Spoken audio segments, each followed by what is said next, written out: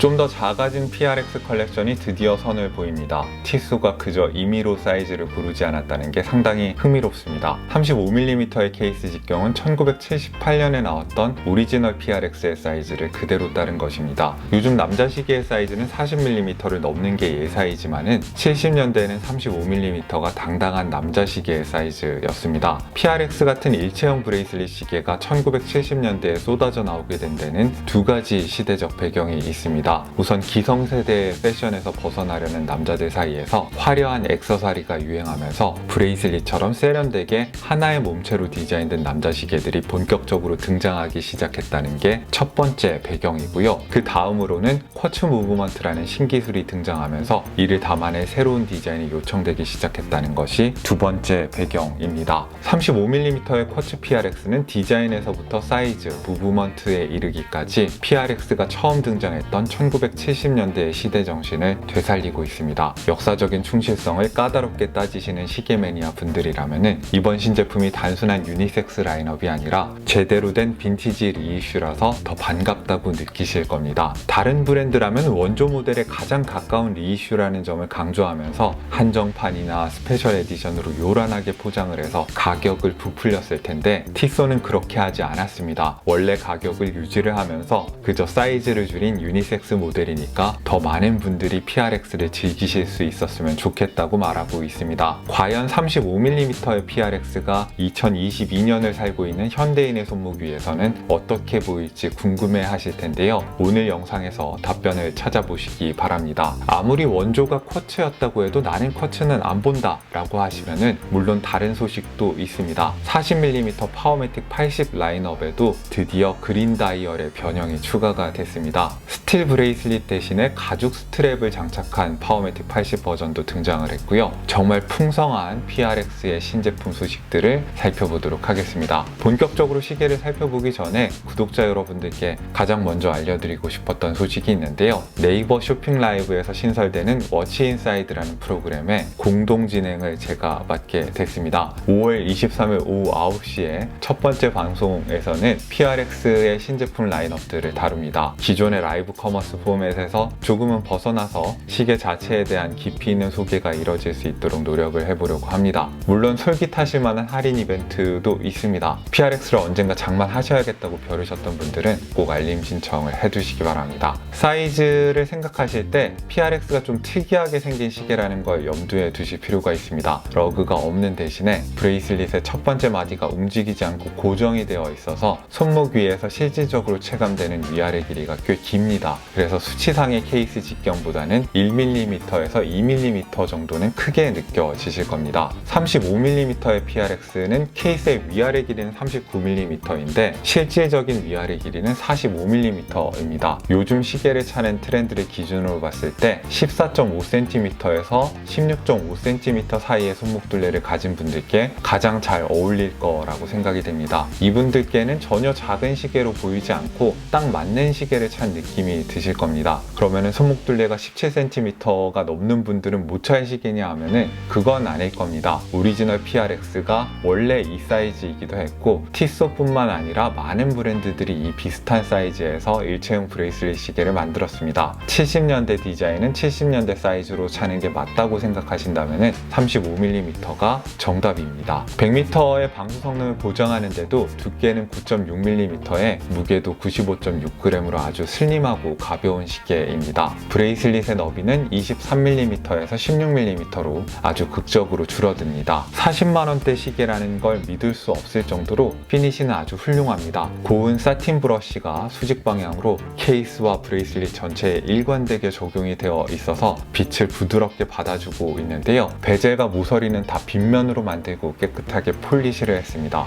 브레이슬릿도 전반적으로는 브러쉬가 되어 있는데 조각끼리 컨택이 생길 만한 모서리마다 일일이 빗면을 넣고 폴리시를 해놓는 성의 있는 피니시를 보여주고 있습니다. 이렇게 빗면이 많으면 다양한 방향을 향하고 있는 면들이 많이 생겨서 빛을 더 멋지게 머금을 수 있습니다. 여기에 피니시 방식까지 두 가지로 해서 그 효과를 극대화시킨 겁니다. 어떻게 일관된 테마를 유지하면서도 지루하지 않게 일체형 브레이슬릿 시계를 구성할 수 있는지를 모범적으로 보여주는 사례라고 생각이 됩니다. 두께가 얇고 마디 사이가 완전히 접히는 유연한 브레이슬릿 브레이슬릿이라서 손목 위에서 물 흐르는 듯이 떨어집니다. 케이스 사이즈가 작아지면서 손목에 착 감기는 유연한 브레이슬릿의 장점을 더 잘 느끼실 수 있을 겁니다. 두 개의 푸셔가 있는 버터플라이 클래스프는 여닫기가 편리합니다. 미세 조정이 없는 건 단점이라고 느끼실 수도 있겠습니다만은 긴 조각과 짧은 조각이 있어서 제법 섬세한 길이 조정도 됩니다. 평면의 사파이어 크리스탈 아래에 70년대의 디스코 분위기를 생생하게 전달하는 듯이 밝고 다양한 색감을 들고 왔습니다. 오리지널과 마찬가지로 썬버스트 브러쉬가 되어 있는 다이얼이어서 빛을 받으면 이 색감들은 그야말로 눈앞으로 튀어오릅니다. 달콤하면서도 시원한 라이트 블루나 싱싱한 생동감을 가진 그린이라든지 요즘은 보기 힘든 샴페인 골드 색상이 특히 강렬하게 다가옵니다. 물론 안전한 블루 다이얼도 충분히 매력적이지만요. 가늘지만 선명하게 각을 세운 인덱스에다가 역시 빛을 잘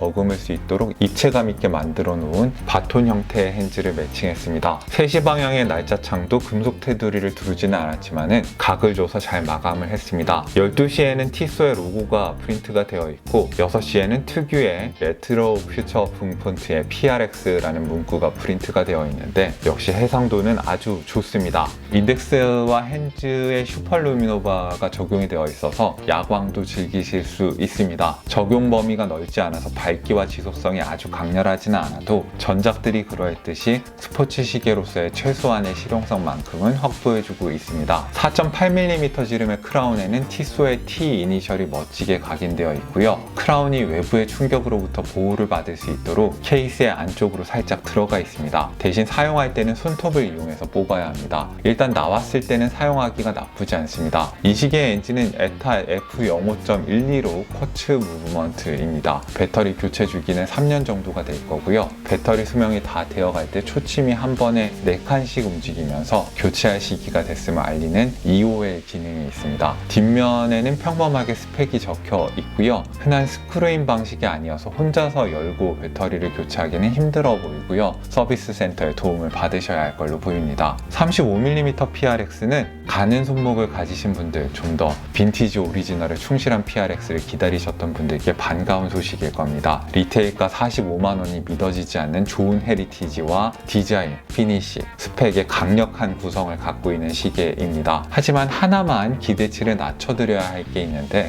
무브먼트의 특징상 초침이 눈금에 정확하게 맞지 않는 모델들이 꽤 많을 겁니다. 그 점을 예민하게 신경 쓰신다면 아예 파워매틱 80 버전의 PRX를 보시는 게 정신건강에 좋으실 수 있습니다. 그럼 자연스럽게 새로 나온 그린 다이얼의 PRX 파워매틱 80을 소개해드릴 차례인데요. 기계식 무브먼트가 들어가니까 리테일가는 85만원으로 올라갑니다. 35mm와 40mm가 얼마나 차이가 나는지, 그리고 리테일가가 올라가는 만큼 쿼츠 버전보다 무브먼트를 포함해서 어떤 것들이 좋아지는지도 함께 말씀드릴 수 있겠습니다. 우선 손목이 가는 분들께는 아쉽게도 PRX 파워매틱 80 시리즈는 40mm의 단일 사이즈로만 나오고 있습니다. 케이스의 위아래 길이는 44mm인데 브레이슬릿의 첫 번째 링크를 포함한 케이스의 실질 위아래 길이가 51.4mm입니다. 손목 둘레가 16.5cm 이상인 분들부터 자연스럽게 소화가 가능할 거라고 보고요. 그 이하의 손목 둘레에서는 다소 케이스가 위아래로 넘치는 느낌을 감수하셔야 합니다. 손목이 클수록 편안하게 감기는 편이라서 손목 둘레가 17cm가 넘어간다면 사이즈에 대한 불평은 해당 사항이 없을 겁니다. 여자분들도 차는 걸 봐서는 손목이 가늘다고 못 찰 시계는 아니라고 생각합니다. 40mm는 차고 싶은데 손목 위에서 케이스가 덜렁거리는 느낌이 싫으시다면 새로 나온 가죽줄 버전이 조금 더 케이스를 잘 잡아주는 느낌이 있긴 합니다. 다만 가죽줄 버전에는 아직 그린 다이얼을 선택할 수는 없다는 점 참고하시면 좋을 것 같습니다. 두께는 공식 스펙상으로는 10.93mm이지만 저희 채널 측정으로는 11.2mm가 나옵니다. 쿼츠 무브먼트보다는 좀 더 두꺼운 오토매틱 무브먼트가 들어가다 보니까 두께가 좀 더 올라갔습니다. 대부분의 두께는 볼록한 케이스백에 반영이 되어 있어서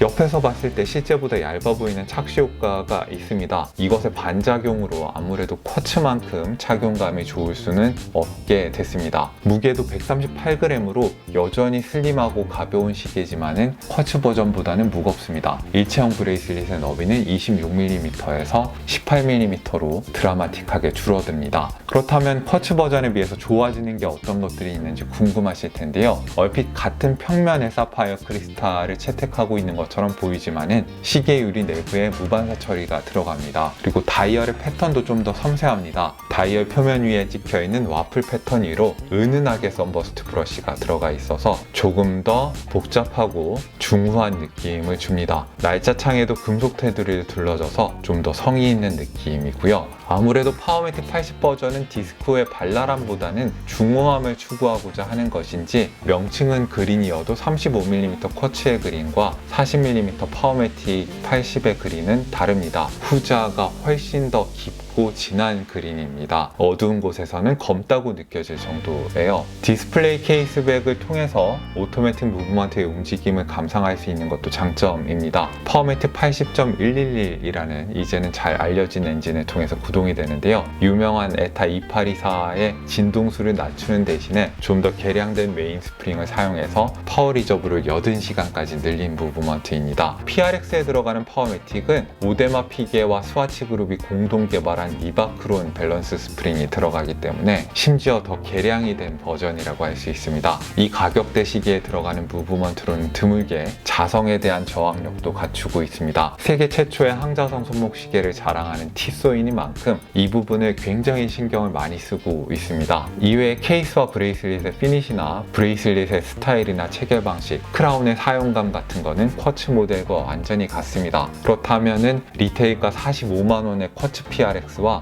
85만원의 PRX 파워매틱 80 중에서 합리적인 선택은 무엇일까라는 질문이 남을 텐데요. 어느 쪽을 고르시던 둘 다 50만원 이하와 100만원 이하 예산에서 고를 수 있는 가장 괜찮은 시계들이라는 건 분명하다고 생각합니다. 쿼츠는 내 손목 사이즈에 맞는 시계를 선택할 수 있다는 권한이 있다는 점이 장점이고요. 특히 35mm를 고를 경우에는 70년대 오리지널에 최대한 근접한 선택을 할 수 있다는 게 매력입니다. 파워매틱 버전의 거의 반값이라서 예산을 많이 아낄 수 있고 착용감이 좋다는 것도 물론 큰 장점입니다. 파워매틱 80 버전의 경우에는 100만원 이하의 예산에서 PRX의 매력적인 디자인을 더해서 좀 더 섬세하고 중후한 느낌의 다이얼 패턴을 즐길 수 있다는 점, 그리고 항자성 기능과 파워 리저브 80시간의 스펙을 갖춘 스위스 메이드 기계식 시계의 조건까지 더하게 된다는 게 매력이라고 생각이 됩니다. 여러 가지를 종합해서 생각해 보면은 결정하기가 어렵네요. 저도 오늘부터 고민에 들어가야겠습니다. 자, 오늘도 여러분들께 유용한 정보가 됐기를 바라고요. PRX의 신제품들을 다뤄봤습니다. 여기는 생활인의 시계 채널, 저는 호스트 김생활이었습니다. 안녕히 계십시오.